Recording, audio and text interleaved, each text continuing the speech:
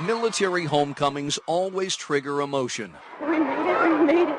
Citizen soldiers reunite with family after serving in Iraq. I love you.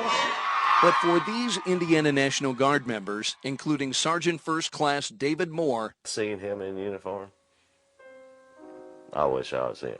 homecoming did not mark the end of the fight. You think they're okay when they get home, and he wasn't okay when he got home. The enemy could have followed David home. Hi, my little sweetheart. Daddy misses and loves you very much.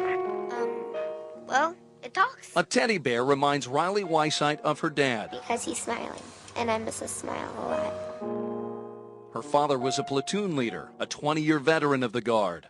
Riley's mother says David returned from Iraq in 2004 and got sick. What were his symptoms? The wheezing, the unable to breathe, the coughing. David went from doctor to doctor. His health got progressively worse. In February of 2008, David died. Because we still don't know what happened. No doctor can tell us why he got sick or nothing. His death certificate reads chronic interstitial lung disease, but David's family considers it a mystery. A mystery this man thinks he has solved. Ed Black lives in rural Arkansas, but he spent several months in Iraq working alongside the Indiana National Guard. He thinks the answer to David Moore's death might be written on this tank. And that says very plainly sodium dichromate. A day's exposure could write you a death warrant. Just 1 day's exposure. Ed Black was the health and safety coordinator at the Karmat Ali Water Treatment Plant. His company, KBR, was contracted to rebuild the facility after the U.S. invaded Iraq in 2003 and toppled Saddam's regime. The soldiers guarding the plant were from Indiana. Ed Black says he was warned about grenades in the equipment, but was not told another enemy was hiding, an enemy that can cause cancer. That is another one of the drainage ditches full of sodium dichromate in solution. Ed Black said many of the soldiers and workers began having nosebleeds and difficulty breathing. That's when he sounded the alarm bells. According to Black, KBR management called him a troublemaker, said the chemical was nothing more than a mild irritant, told everybody to get back to work, and then forced Ed Black to resign. And when the issues came up, it was denial and intimidation to keep it quiet.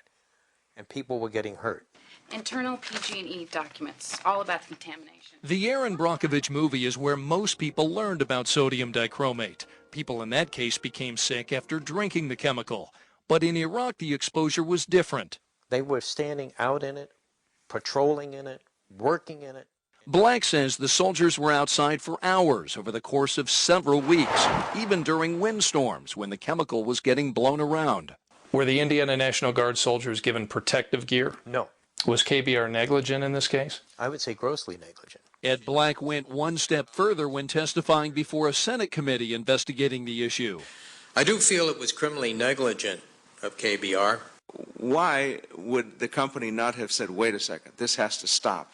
The Senate committee produced a memo where KBR acknowledged the chemical has been on the ground since day one. People are potentially exposed to something that may be very dangerous. But just how dangerous is it? We traveled to New York City to get the answer. I mean, you don't want to get exposed. Dr. Max Costa is one of the nation's leading experts on sodium dichromate. It's one of the most potent carcinogens known to man. Dr. Costa says KBR should have shut the plant down. So when you see something like that, you shouldn't let people continue to go to work there. You should shut it down and remediate it. Dr. Costa says sodium dichromate causes cancer, other diseases, and infections. So is it possible, even likely, that David Moore's chronic interstitial lung disease was triggered by exposure to sodium dichromate? If he happened to be in an area that had very high concentrations of it and he was outside a lot and just breathed very small particles of it, it's possible that it could have caused this. I think they ought to give him all the honors that he deserves. David Moore's daughter and family are grieving and questioning. Was there an enemy in Iraq David was not armed to fight? She wants answers. She wants to know why her daddy's not here. He went over a very healthy man, and he came back very sick.